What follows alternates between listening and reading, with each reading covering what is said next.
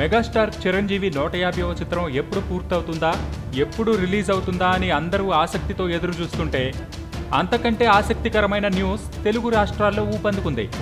అదేంటంటే చిరంజీవి టీడీపీలోకి చేరబోతున్నాడనే వార్త.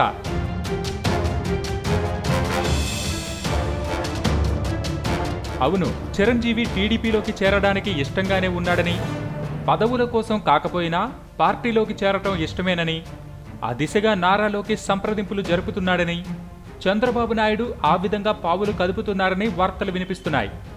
చిరంజీవి ప్రజారాజ్యం పార్టీ పెట్టి దాన్ని కాంగ్రెస్లోకి విలీనం చేసిన సంగతి తెలిసిందే.